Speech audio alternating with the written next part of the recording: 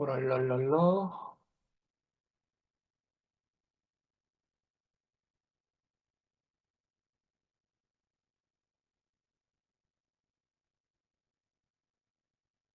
녹화를 눌러야 되는데. 아, 좋아요. 이건 잘 보이고요.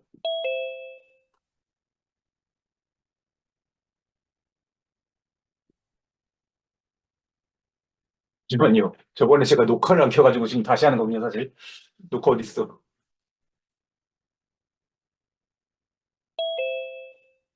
녹화.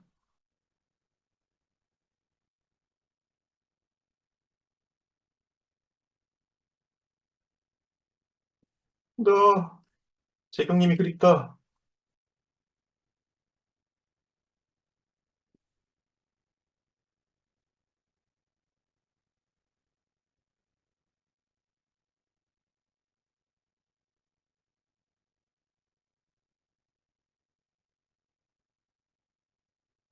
뭐야, 왜 게스트한테는 녹화가 보이고 저한테는 녹화 안 보이는 거예요?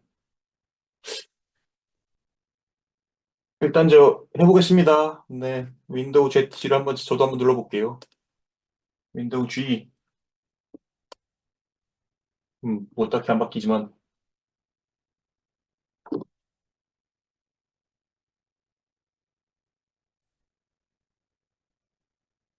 네, BRT 형님, 안녕하세요. 저번에 늦게 오셔가지고 오늘도 오셨군요. 네, 시작하겠습니다. 혹시 제 얼굴도 같이 보이나요? 아니면 지금 PPT만 보이죠?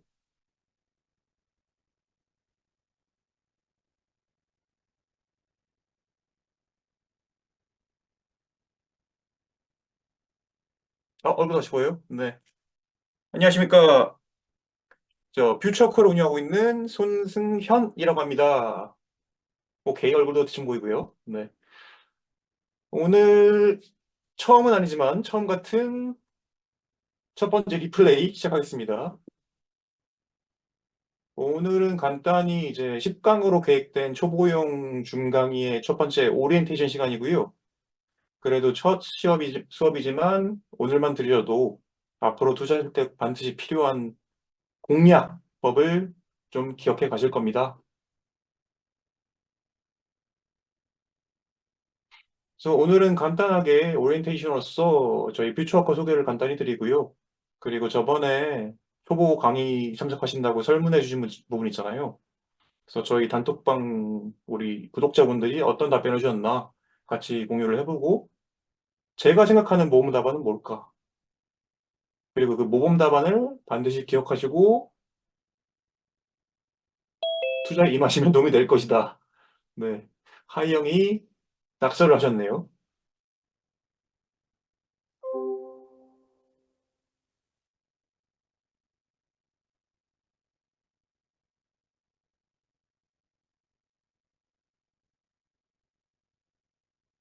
혹시 지금 인터넷 보이시나요? 뭐, 죄송할 것까지예요. 보이시죠?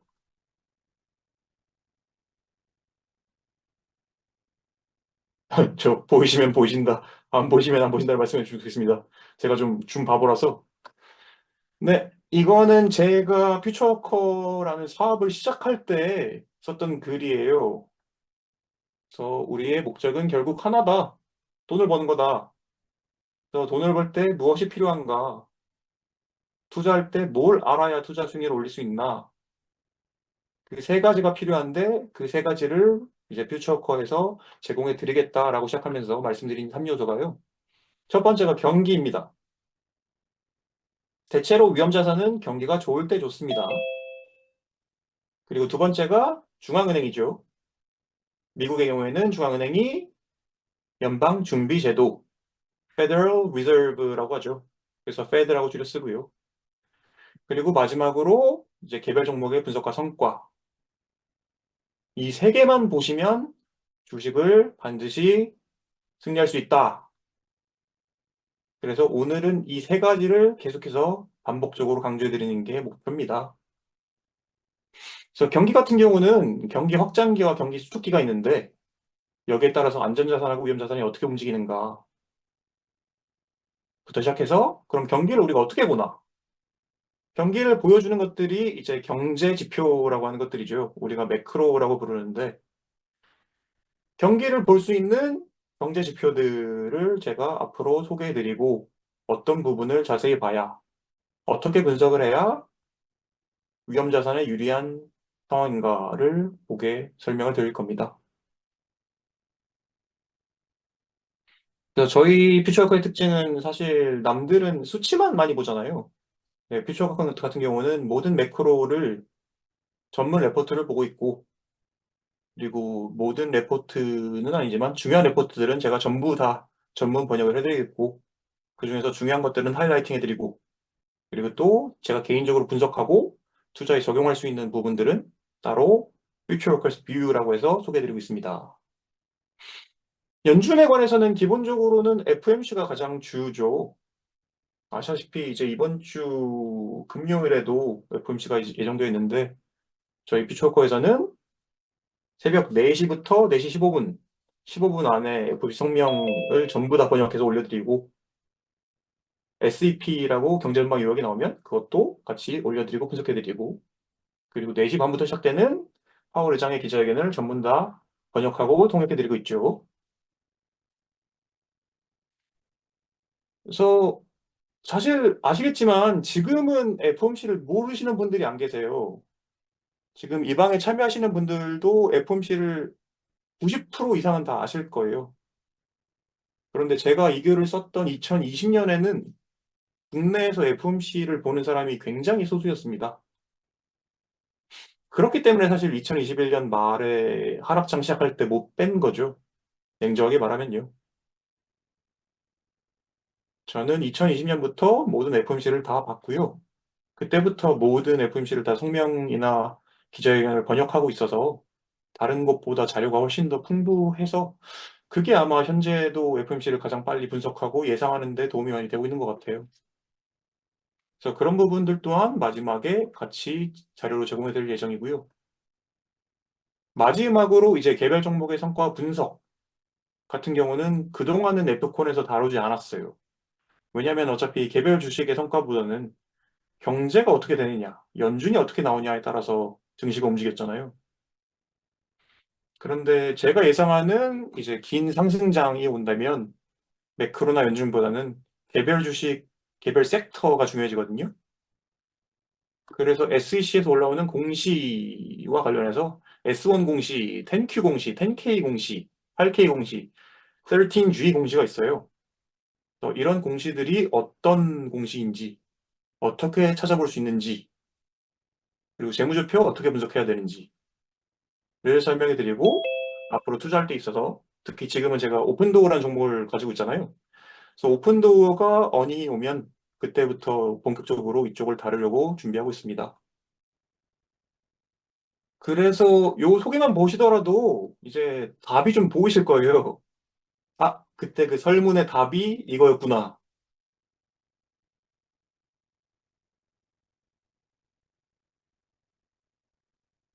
다시 PPT 보이시죠? PPT 잘 나오고 있고.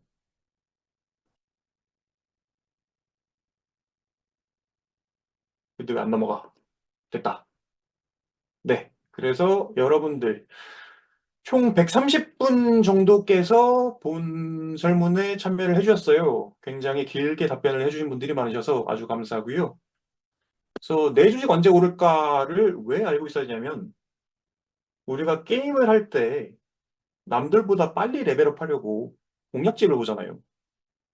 레벨 5에는 다람쥐를 잡고 전직을 해서 그 다음으로 멧돼지를 잡고 레벨 20이 되면 유령을 잡고 이런 것들 있잖아요. 투자를 할 때도 이런 공략을 반드시 기억하지 않으시면은 시행착오를 많이 겪으세요. 근데 투자에 있어서 시행착오를 겪는다는 말은 돈을 잃는다는 얘기거든요. 그래서 하물며 우리가 게임할 때도 열심히 인터넷 찾아보고 공략집 찾아보고 하는데 왜 투자할 때는 나만의 원칙을 먼저 가지고 시작하지 않나? 그래서 첫 번째는 투자자분들의 그 공략, 개인적인 전략을 알아보기 위해서 했는데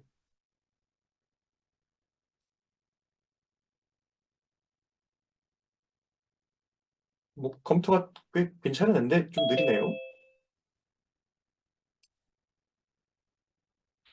네, 저희 구독자분들이 말씀해 주신 답을 이렇게 정리를 해봤는데, 첫 번째로는 이제 금리 하락, 실적 향상, 시중 유동성 증가, 경제가 좋을 때, 연준이 국채를 매입할 때, 이런 매크로나 연준 관련 답변을 주신 분들도 계시고요. 이제 CPI, 고용, 기업 성과 하락, 실적 향상, bad is bad, 금리 인하 후, 뭐, 요런 최근 트렌드에 맞는 답변들을 해주신 분도 계세요. 요게 하락은 좀 이상할 수 있는데, 주가가 하락할 때, 그때 사면 오른다고 하셨습니다.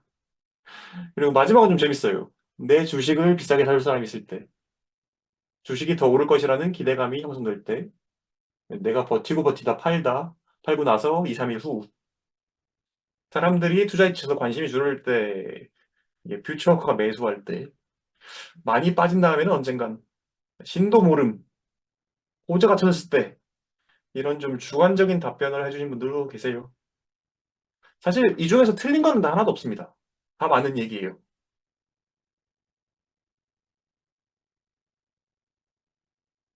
근데 제가 생각하는 답을 말씀드리겠습니다. 퓨처커 소개에서도 보셨겠지만, 주식의 무빙은 딱 세 가지로 결정됩니다.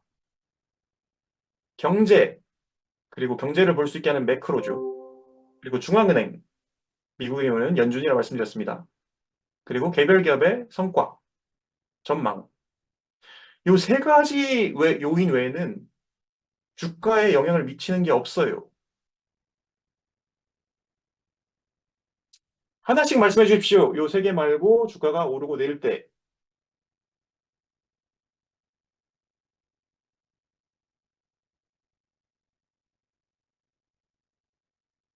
국제 정세 좋습니다. 국제 정세 많죠. 오늘만 해도 이제 이라크 쪽 이 미군 전초기지에 테러를 해가지고 미군이 3명 사망하고 바이든 대통령이 이란 측에 보복을 하겠다. 이렇게 공표를 했죠. 근데 잘 생각해보세요. 국제정세, 전쟁과 유가도 결국은 경제와 개별 기업에 관한 뉴스예요.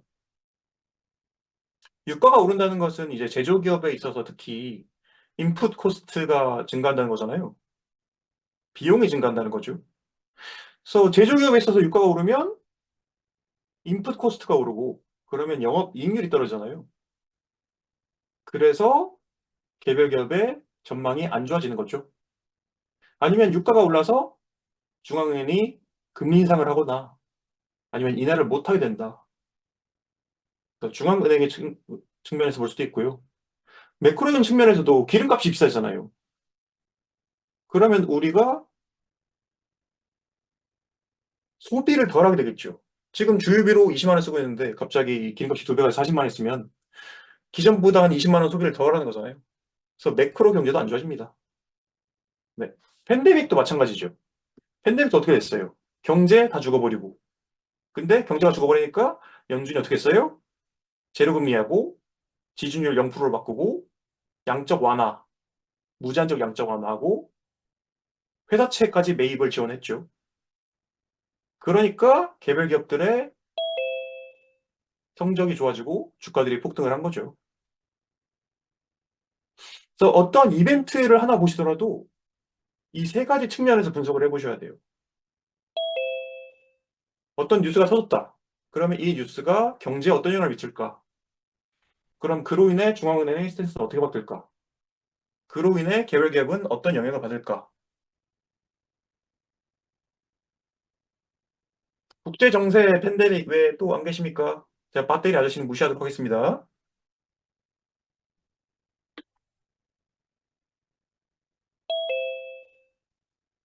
네, 없으면 넘어가도록 할까요? 뭐 굳이 따지자면 배터리 아저씨도 개별 기업의 전망에 관한 거죠. 네. 자연재해도 전쟁이나 팬데믹과 비슷하다고 보시면 될 것 같습니다. 네, BLT님께서 이게 사실인가 노이즈인가도 잘 구별해서 말씀해 주셨는데, 네, 맞습니다. 그리고 가장 중요한 건요, 이 세 가지 요소들에 대한 시장 참여자들의 기대감과 경계감이 시장에 영향을 미친다는 거죠. 이제 2021년 11월로 돌아가 볼까요? 이때 파월 의장이 그동안 inflation is temporary라고 해서 인플레이션은 일시적이니까 양적 완화 계속해도 된다라고 하다가 어느 순간 갑자기 inflation is not transitory라고 하면서 금리 인상을 시작하겠다고 가이던스를 줬잖아요. 그리고 실제로 2021년 11월에 FOMC에서 처음으로 25bp 인상을 하면서 뭐 주식시장, 부동산 시장, 비트코인 시장, 그 자산들이 다 떡락을 했잖아요. 그전까지는 달러 리스트레시라고 했었죠. 근데 뭐 25bp 인상한다고 크게 바뀌진 않잖아요. 근데 파월 의장이 스탠스를 바꿨고 금리 인상을 시작했으면은 앞으로도 계속해서 금리 인상을 할 것이고 이로 인해서 경제가 무너지기 시작할 것이고 그래서 개별 기업의 성과가 안 좋아질 것이라고 예상하면서 갑자기 시장이 급락을 한 거죠. 그래서 이 세 가지 요인을 반드시 기억하시고 습득하시고 활용하셔야 됩니다. 다음 장도 같은 얘기입니다. 네. 이거를 지금 들으면서 아, 그렇구나. 뭐 넘어가시지 마시고요. 지금 그냥 암기를 해버리세요, 아예. 이제부터는 모든 매수 매도를 할 때 이 세 가지 요인을 고려하시는 겁니다. 단순히 주가가 싸졌다고 사고 비싸졌다고 팔지 말고요. 싸졌으면 왜 싸졌을까? 경제가 문제가 있나? 연준에 문제가 있나? 아니면 개별 기업에 악재가 있나? 를 고려해 보셔야 합니다. 그러니까 사실 저는 작년에 저희 구독자분들이 돈을 많이 버셨을 거라고 생각을 했었어요. 왜냐면 아시다시피 제가 알기로는 제가 가장 먼저 미국의 경기 침체 안 온다고 예상을 했거든요. 작년 2022년 5월에, 2023년 5월에 넷프콘을 시작하면서 첫 글이 그거였는데, 그래서 큰 틀에서 제가 경제를 맞춰가지고 다 돈을 크게 버실 거라고 했는데, 물론 저를 의심하거나 스스로의 판단이 달라가지고 아닐 수도 있지만, 근데 이렇게 말씀을 하세요. 머리는 연준과 매크로 얘기를 하는데, 손가락은 대잡주를 샀다고, 그래서 반성 많이 한다고 말씀하시는데, 그래서 이 세 가지는 꼭 염두에 두셨으면 좋겠습니다. 같은 관점에서 공곰님께서 이제 세 가지가 다 동일한 방향성이 돼야 하는지, 세 가지 중 하나만 방향성이 맞아야 되는지 질문을 해주셨는데, 좋은 질문입니다. 세 가지가 다 동일한 방향성이 된다. 그러면 빤스까지 파세요. 그래서 주식 사세요. 비트코인 사시고. 그게 2020년 3월부터 벌어난 일이에요. 일단 팬데믹으로 모든 게 다 최악이 됐잖아요. 근데 연준이 엄청난 양적 완화를 하고 부양 정책을 펼치면서 경제도 계속해서 좋아졌어요. 그러니까 개별 기업도 엄청나게 계속 좋아진 거죠. 그래서 2020년 3월부터 2022년 11월까지의 상승장은 그 세 가지가 다 동일한 방향성이 됐기 때문에 그런 거예요. 근데 지금 같은 경우는 제가 TLT 50%를 계속 가져오고 있잖아요. 세 가지가 다 동일한 방향성을 가지지 않아서 그렇습니다. 물론 경제는 계속해서 상승을 하고 있지만 성장률이 꺾이는 둔화를 시작했고요. 연준은 금리 인상을 그만뒀지만 여전히 고금리에 있습니다. 개별 기업은 좀 애매한 상황이죠, 지금. 그래서 세 가지가 다 동일한 방향성이 아니면은 좀 더 보수적으로 하세요. 네, 맞습니다. 자산 분배금 포트폴리오. 저 세 가지 요소가 안 좋은 점이 있으면은 안전자산 비중을 늘리시면 돼요. 뭐 달러라든가 원화라든가 아니면 국채도 좋고요.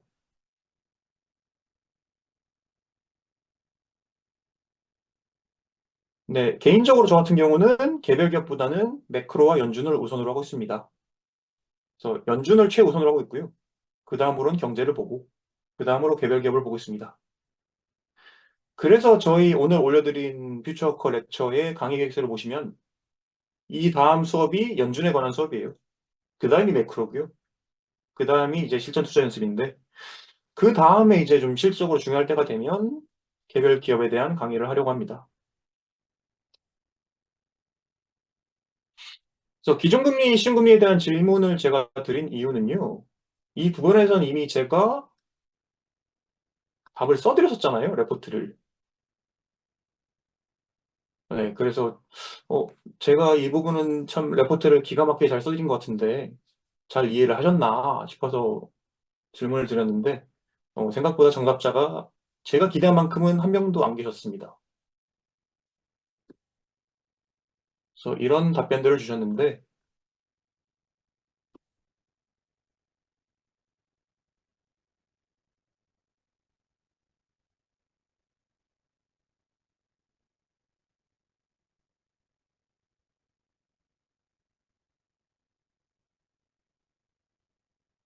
이 부분은 제가 레포트를 써드린 부분이니까 꼭 한번 다시 읽어보시길 바라고요. 이 부분도 제가 강의 중에 설명을 드릴 테니까 너무 걱정은 안 하셔도 됩니다. 그래서 우리가 이번 FOMC도 볼 거예요. 위원회는 기준금리 목표치를 5.25에서 5.5%로 유지하기로 결정했습니다. 근데 여기서 나오는 연방기금 금리가 무엇인가? 왜 연방기금 금리를 정한 게 아니라 연방기금 금리의 목표치를 정하나? 라는 점을 정확히 답하시는 분이 안 계셨습니다. 네. 이 부분은 아셔야 돈을 버십니다. 네. 그래서 연방기금리는 미국의 민간은행들이 연준에 이체해놓은 금액이 법정 지급준비금을 초과할 때 그 초과분을 다른 은행에 대출해줄 때 받는 금리다. 근데 이거는 시장에서 정해지는 거니까 요 목표 범위를 정하는 거고요. 요 목표 범위에 들어오도록 하기 위해서 영래포라든지 뭐 SOFR이라든지 여러 제도를 두고 있는 거죠. 그래서 이 부분을 앞으로 강의에서 설명드릴 예정입니다. 지금 다루기엔 너무 어렵고 기니까요. 가볍게 넘어가시죠, 오늘은.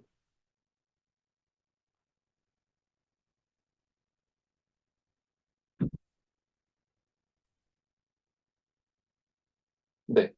그 다음으로 이제 ADP, BLS, CES, 조츠에 대한 질문을 드렸는데, 이 부분은 되게 극명하게 나뉘었어요. 안다. 그러니까 알 정도로 설명해 준 분이 한 30% 정도 되고요. 그냥 정말 아예 모르겠다. 대충은 분명 들어봐서 아는데, 설명은 못하겠다 하시는 분이 70% 정도 됐습니다. 그래서 이 부분도 퓨처코에서는 매번 레포트 전문을 번역해드리고 있잖아요. 우리 네프콘을 보시면은 항상 정의랑 산출법이 들어가요. 근데 이 정의와 산출법이 별거 아닌 것처럼 보여도 제가 이제 이 ADP 홈페이지나 아니면 미국 경제 논문들을 보고 직접 번역하고 요약한 거거든요. 그래서 아마 다른 데서는 이런 자료를 찾아보시기 어려우실 거예요. 제가 어디서 복붙한 게 아니라 다 직접 쓴 겁니다. 그래서 ADP라는 사기업에서 발표하는 게 특징이고 이미 상장 회사라는 것도 특징이고요. 우상향하는 회사니까 한 번씩 찾아보시고 BLS 고용통계국의 레포트보다 이 먼저 발표되고요. 그래서 매달 첫 번째 수요일 10시 15분에 발표된다. 그래서 이번 주 주간 일정 보시면 마찬가지로 수요일 10시 15분에 발표되죠. 그래서 어떤 부분들이 발표되는지 그리고 BLS와 다르게 임금 변화 퍼센트 같이 나온다는 거. 근로자 수에 따른 기업 사이즈별로 다른 데이터를 제공한다는 거. 근데 주의할 점은 한 사람이 여러 가지 직업을 가질 경우에도 모두 고용 변화량에 포함이 되기 때문에 최근에는 파트타임이 굉장히 많이 늘었잖아요, 미국에도. 그러다 보니까 고용 지표가 예전보다 더 높게 나오는 경향이 있다. 이런 것도 좀 참조를 해주시고요. 그래서 이 데이터가 얼마나 공신력이 있나를 보기 위해서는 어떻게 산출하나를 좀 아시면 좋거든요. 그래서 ADP는 직접 인적 데이터 솔루션을 제공하는 회사다 보니까 정확한 지표가 된다. 이런 부분들을 좀 읽어보시면 굉장히 도움이 많이 되시는데 사실 우리가 주식시장은 좀 급하잖아요. 레포트 나왔으면 빨리빨리 읽어봐야 되고 또 사실 이렇게 길고 긴 거보다는 맨 밑에 내려가면 음, 하이라이팅도 해놓고 퓨처워커가 이렇게 정리를 다 해드리니까 좀 귀찮아서 안 읽으신 분들이 많으신 것 같은데 제가 자신 있게 말씀드릴게요. 제가 직접 만든 자료들이고 반드시 필요하기 때문에 지금 만든 자료니까 꼭 앞으로도 계속 읽어보시면은 익숙해질 겁니다. 그래서 앞으로는 꼭 읽어주십시오. 대답!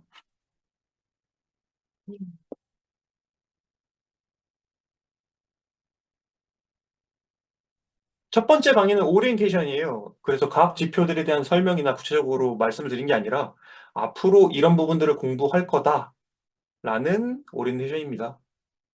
지금 각 지표들을 다 자세히 설명드리면은 한 10시간 걸리니까 그렇게만 이해하시면 됩니다.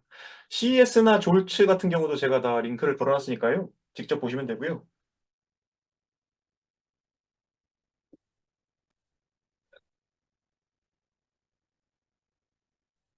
이거 좀 재밌었어요, 개인적으로. 왜 미국에 투자를 하십니까? 라는 질문에 있어서는요. 미국이 많이 오른다. 세계 최강 국지통화국, 전 세계 투자금이 몰린다. 투명한 시장을 가지고 있다. 1등 기업이다. 주주 친화적이다. 미국 연금이 미국 주식에 지속적으로 유입된다. 가버넌스나 성장성이 좋다. 전 세계 금융시장의 중심지라는 답변도 있었고요. 재밌게도 국장이 어렵다. 코스피보다 낫다. 한국은 주변 국가나 미국을 다 신경 써야 된다. 국내 시장은 세력맘이다. 국장은 신뢰가 안 간다. 우리나라 주식은 믿을 수 없다. 이런 답변을 해주신 분들이 많이 계세요. 근데 참 재밌는 게 제가 생각하는 답변은 한 번도 안 해주셨습니다. 여러분 제가 강의 서두에 말씀드린 게 뭐였죠? 우리는 돈 벌려고 주식하는 거다. 라고 말씀드렸죠. 그리고 주식은 언제 오른다고 했죠? 많이 오르는 주식을 해야 될 거잖아요.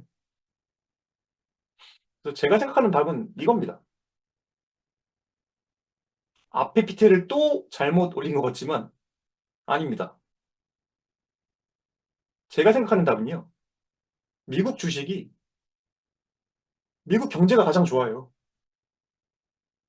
어느 나라보다도 미국 경제가 계속해서 꾸준하게 성장을 하고 있고요. 또 미국 경제가 안 좋을 때, 침체가 생길 때, 그때 어느 나라의 중앙은행보다도 연준이 가장 많이 돈을 열심히 풀고요.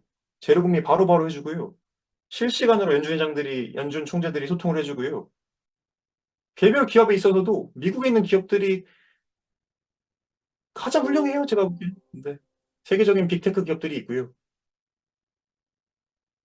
그래서 저는 경제가 좋고, 연준이 좋고, 미국 기업들이 좋아서 미국 주식만 하고 있습니다. 만약에 미국 경제보다 좋은 경제를 가진 나라가 나타나고, 연준보다 힘센 중앙은행을 가진 나라가 등장한다면, 저는 그 나라 투자하겠습니다. 그래서 여러분이 머리로 이해하는 것과 실제 투자에 쓰는 지식이 조금 다르다는 것을 많이 느낄 수 있어요. 물론 앞서 말씀해 주신 부분도 다 정답인데, 어, 우리가 지금 경제, 중앙은행, 개별 기업 보기로 했잖아요. 그 세 개가 가장 좋은 나라에 투자를 하시는 게 맞습니다.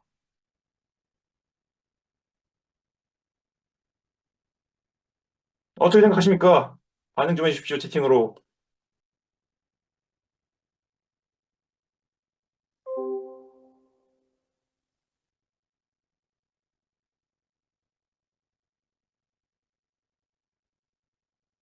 솔리드스님 그 질문 감사합니다.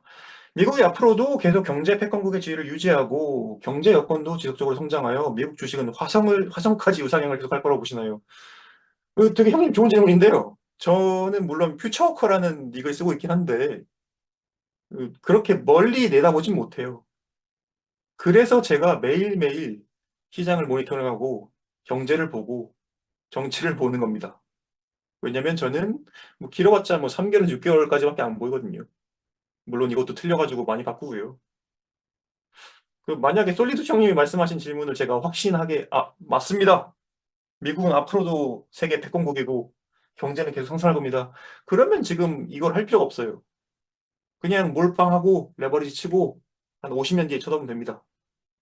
근데 그 확신을 하지 못하기 때문에 제가 매일매일 체크를 하는 겁니다. 그리고 만약에 그런 부분에서 문제가 생기면 바로 구독자님에 알려드릴 거고요. 예, 굳건한 믿음은 있지만 확신이 없어서요. 네, 같은 말을 거꾸로 하셨습니다. 확신이 있는데 굳건한 믿음은 없습니다. 네, 그거는 그냥, 네, 당연히 자신이 없으신 겁니다. 네.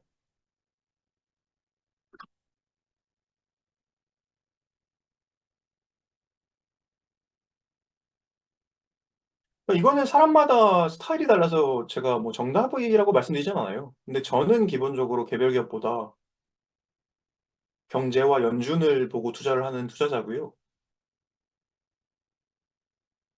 특정 기업이 아무리 좋아도 그 나라의 경제나 그 나라의 연준, 그 나라의 중앙은행이 미국만큼 좋지 않다면 글쎄요. 저는 투자를 안 할 것 같은데 그 특정 기업이 속한 나라의 경제와 중앙은행도 같이 고려를 해보시고 결국은 플러스 마이너스잖아요. 기업이 플러스가 너무 크면 투자할 수도 있죠. 그래서 그 플러스 마이너스를 한번 고려해 보시면 좋겠습니다.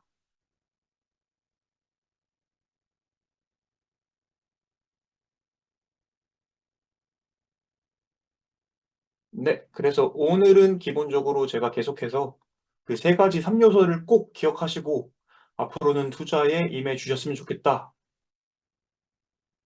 걸 계속 반복해서 말씀드렸고요. 저번 수업과 달리 이번에는 강의 개설가 나왔으니까 한번 같이 검토해 보시죠.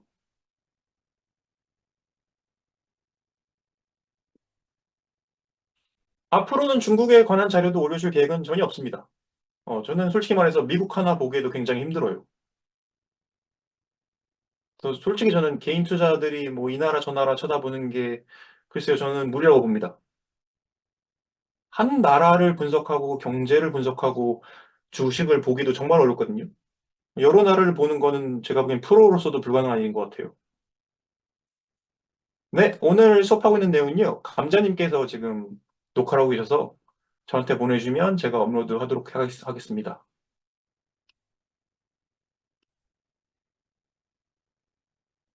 그래서 기본적으로는 지금 간단히 이렇게 짜 봤어요. 오늘 우리가 얘기한 부분이 주식을 매수하고 매도할 때 반드시 고려해야 할 3 요소. 경제, 연준, 개별 기업. 이 세 개는 반드시 기억을 좀 해 주시라. 그리고 매수, 매도 결정을 할 때 이 세 가지를 반드시 전부 고려해 보시라. 대부분의 분들은 그렇지 않고 개별 기업 뉴스만 보고 산다. 그리고 떨어지면 그제서야 공부를 하고 저한테 달려오신다. 근데 그러시지 마시고 이 세 가지를 직접 한번 고려해 보시라. 그리고 그 세 개들에 대해서 앞으로 계속해서 설명해 드리는 게 목표예요. 그래서 연준에 대해서 먼저 설명드릴 거고요. 왜냐면 아시다시피 지금은 경제가 조금은 안 좋은 게 주식의 더 호재잖아요. 경제가 쪼끔은 무너져야 연준이 금리 인하를 더 빨리 더 많이 하니까요. 그래서 그런 부분에 대한 설명, 논리적인 설명을 하기 위해서 연준에 대해 먼저 설명을 드리고 그다음에 경제를 보는 방법에 대해 설명드리려고 먼저 연준에 대한 얘기를 하는 거, 그리고 연준이 코로나 때부터 지금까지 계속해서 쓰고 있는 도구들에 대해서 정의를 설명드리고요.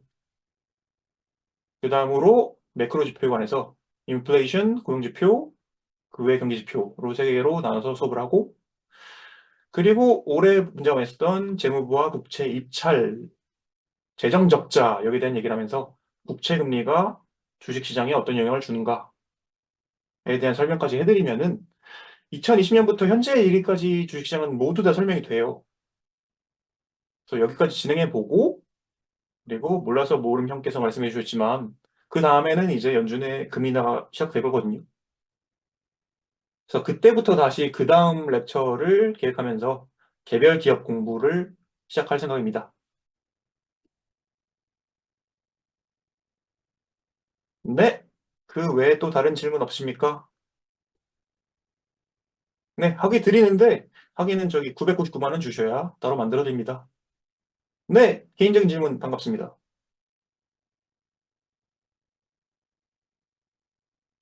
챗GPT. 이거 정말 좋은 질문인데요. 매크로랑 연준을 봐야 되는 이유가 이거라고 보거든요. 그러니까 아시다시피 저는 이번에 TQQ 하다가 석술로 갈아탔잖아요. 그러니까 반도체도 아직은 그만큼 충분한 수익을 못 내고 있는 게 사실입니다. 그래서 이미 버블이라고도 볼 수 있어요. 근데 그럼에도 불구하고 제가 투자를 한 이유는요. 경제와 연준이 나쁘지 않으면 버블이 꺼지지 않아요. 그러니까 2021년 엄청난 버블이었죠, 사실은. 근데 그 버블이 꺼진 이유가 뭐였죠? 연준이 금리 인상을 하고 양적 완화를 테이퍼링하고 양적 완화를 아예 종료하고 긴축 스탠스로 들어갔기 때문이잖아요. 네, 맞습니다. 기대감을 형성하고 계속해서 유지해 나가는 게 매크로 연준이거든요. 지금도 반도체는 사실 버블이 맞다고 봐요. 물론 앞으로 이 버블이 현실화될 수도 있지만, 그러니까 뭐 실현 가능할 수도 있지만, 인플레이션이 감소하고 경제가 연착륙을 하면은 그 버블 기대감은 유지될 거라고 보기 때문입니다. 죄인님은 제가 아시는 그분입니까? 요거는 제가 네프콘에 써드렸잖아요.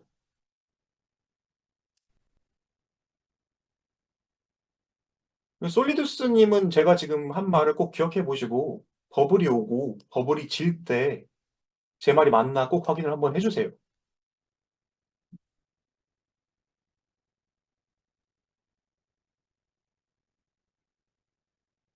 맞습니다. 리님 말씀대로 이게 지금은 수익성이 충분하지 않기 때문에 전 버블이라고 봐요. 근데 버블이 왜 안 꺼질 거라고 보느냐? 매크로와 연준이 버블을 허용하기 때문이에요. 그래서 5월에 다 경제가 망가진다고 했는데 왜 경제가 좋고 경심치 않을 것이라 말씀드렸냐? 요거는 우리 네프콘을 잠깐 같이 볼까요?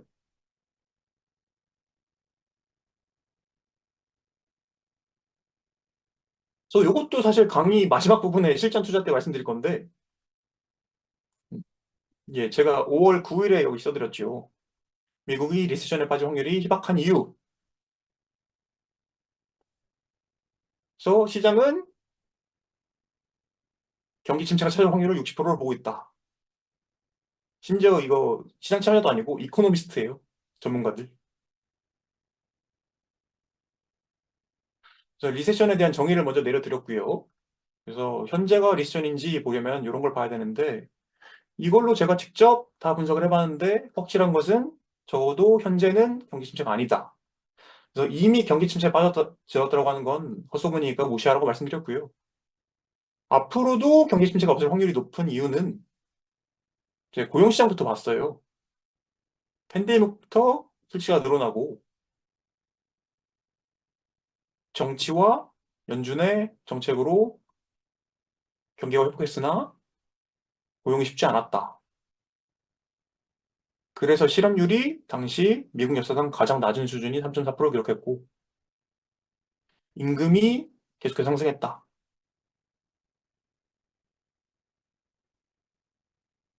그래서 기본적으로는 팬데믹 때 한 번에 해고를 했다가 다시 구인하기 너무 어렵기 때문에 기업들이 해고를 할 생각을 안 했어요, 계속해서. 근데 저희는 미국 주식 채널이다 보니까 미국 입장으로 말하고 있습니다. 국내는 충분히 올 가능성이 있다고 생각하고 있습니다. 그래서 전 달러만 가지고 있고요. 그래서 이 당시에 제가 경기 침체가 오지 않을 것이라는 논리와 근거들을 이미 다 써드렸으니까 한번 봐주시길 추천드리겠습니다. 실제로 제 예상대로 되고 있는 거는 구독자분들은 다 아시죠?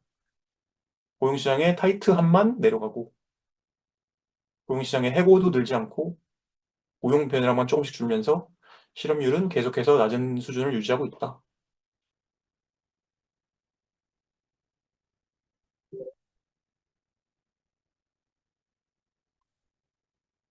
네, 그리고 다음 질문 부탁드리겠습니다. 하고 정식 강의는 끝났으니까 질문 없으신 분들은 먼저 나가셔도 됩니다. 오늘 수업 감사했습니다. 오룡 타이거였구나. 네, 또 질문 있으면 해주시면 감사하겠습니다. 솔루스님 오늘 질문 감사했습니다. 뺨! 뺨! 뺨! 뺨! 님도 감사했습니다.